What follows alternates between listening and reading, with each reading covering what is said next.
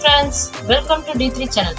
இன்னைக்கு வாழைக்காய் யூஸ் பண்ணி வாழைக்காய் பொடி மாஸ் எப்படி பண்ணலான்னு பார்க்கலாம். அதுக்காக நான் என்ன பண்ணியிருக்கேன்னா, வாழைக்காய் எடுத்து அதை வந்து ரெண்டாக கட் பண்ணி தண்ணியில் வந்து வேக வச்சுருக்கேன். இது வந்து வேகட்டும். வாழைக்காய் வந்து வேக வச்சு எடுத்து வச்சாச்சுங்க. நெக்ஸ்ட் வந்து நம்ம தாளிச்சிடலாம். அதுக்காக எண்ணெய் காஞ்சோடனே ஃபஸ்ட்டு வந்து என்ன பண்ணுறோன்னா, கடுகு போடுறேன். கடுகு வெடிக்கட்டும். இப்போ வந்து கருவேப்பிலை போட்டலாம். கருவேப்பிலை வெடிக்கட்டும். நெக்ஸ்ட்டு வந்து என்ன பண்ணோன்னா, உளுந்து வந்து என்னென்னா 2 ஸ்பூன் வந்து எடுத்திருக்கேன்.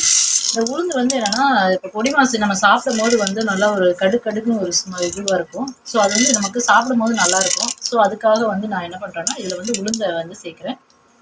நெக்ஸ்ட்டு வந்து உளுந்து வந்து கலர் சேஞ்ச் ஆயிடுச்சு.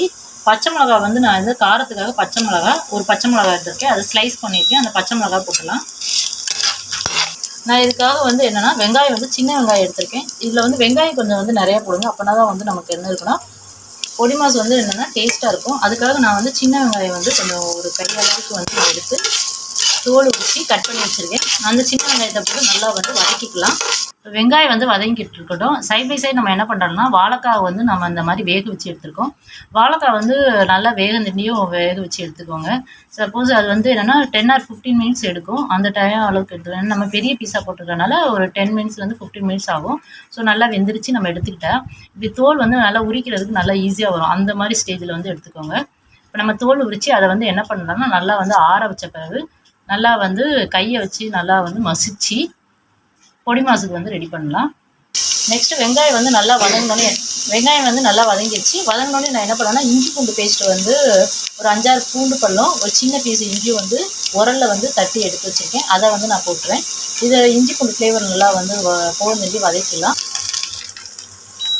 இப்போ வாழைக்காய் வந்து இந்த மாதிரி உதிரியாக நம்ம எடுத்து வச்சுக்கிறோம்.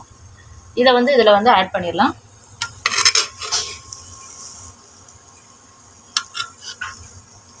பொடி மாஸ் தேவையான உப்பை வந்து நம்ம இதில் போட்டுடலாம். இதில் வந்து நான் என்னென்னா தூள் உப்பு வந்து போட்டிருக்கேன்.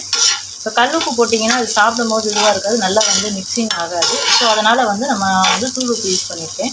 இப்போ இதை வந்து என்ன செய்யறோன்னா, சிம்மில் வச்சு ஒரு 5 மினிட்ஸ் நல்லா வந்து அந்த ஏற்கனவே நம்ம போட்டுருக்க வெங்காயம் இதோட வந்து நல்லா பைண்ட் ஆகுறதே ஒரு 5 மினிட்ஸ் சிம்மில் வச்சுக்கலாம். இப்போ நமக்கு வந்து பொடி மாஸ் வந்து ரெடி ஆயிடுச்சுங்க.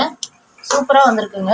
ஸோ நீங்களும் வந்து பொடி மாஸ் வந்து வீட்டில் வந்து ட்ரை பண்ணி பாருங்கள். நம்ம யூஸ்வலாக பண்ணுறதோட வந்து இது வந்து டேஸ்ட் வந்து சூப்பராக இருக்குங்க. நாங்கள் போடுற வீடியோலாம் உங்களுக்கு பிடிச்சிருந்தா லைக் பண்ணுங்கள். உங்கள் ஃப்ரெண்ட்ஸ் அண்ட் ரிலேட்டிவ்க்கு ஷேர் பண்ணுங்கள். அட் த சேம் டைம் வந்து சப்ஸ்கிரைப் பண்ணுங்கள். நிறைய பேர் சப்ஸ்கிரைப் பண்ண மாட்டேங்கிறீங்க. கொஞ்சம் சப்ஸ்கிரைப் பண்ணிங்கன்னா கொஞ்சம் யூஸ்ஃபுல்லாக இருக்கும். தேங்க்ஸ் ஃபார் வாட்சிங்.